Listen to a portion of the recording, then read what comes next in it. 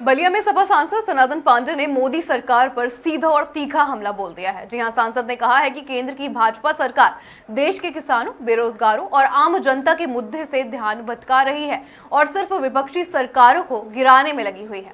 सनातन पांडे ने गंभीर आरोप लगाते हुए ये भी कहा कि अडानी और अंबानी जैसे उद्योगपतियों को देश का धन सौंप दिया गया है और मोदी जी के रिश्तेदारों ने भी देश का पैसा लेकर विदेशों में शरण ले ली है। उन्होंने ये भी दावा किया है कि मोदी सरकार ने करीब 50 लाख करोड़ रुपए का कर्ज माफ किया है, जो जनता का पैसा था, किसानों का, व्यापारियों का और नौकरी पेशा लोगों का पैसा था। इसके अलावा सांसद ने मोदी सरकार की विदेश नीति को पूरी तरह से विफल करार देते हुए ये कहा कि बांग्लादेश, पाकिस्तान, नेपाल और श्रीलंका किसी भी पड़ोसी देश से भारत के संबंध अच्छे नहीं हैं।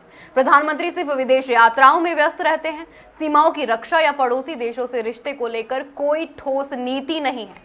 सनातन पांडे के कहना था कि अगर भारत चाहे तो एक हफ्ते में बांग्लादेश जैसे देश को आर्थिक रूप से झुका सकता है, लेकिन सरकार का ध्यान जनता की समस्याओं पर है ही नहीं, सिर्फ प्रचार और पूंजीपतियों पर केंद्रित है।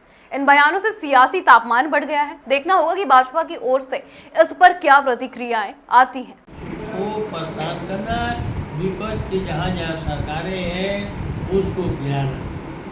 ये जो है, जब सरकार में 2014 में आए, 2000 चुनाव के घोषणा पत्र में इन्होंने काला धन जो है बाहर पड़ा हुआ है। हमारी सरकार बना दीजिए, देश का काला धन हिंदुस्तान बनाएंगे, हिंदुस्तान में ला करके रोज जन धन का खाता खुलवाएंगे और उसके माध्यम से हर परिवार में 15 लाख रुपये बांटने का काम करेंगे। अभी पत्रकार साथी हो सकता है किसी को आपको 15 लाख रुपये मिला हो, लेकिन हमारे समय से जो हम गांव इलाके में जाते हैं तो किसी ने नहीं कहा कि देश का काला धन कहाँ है और कब हिंदुस्तान में आएगा और कब मिलेगा, या किसी ने नहीं कहा कि मुझे मिला है।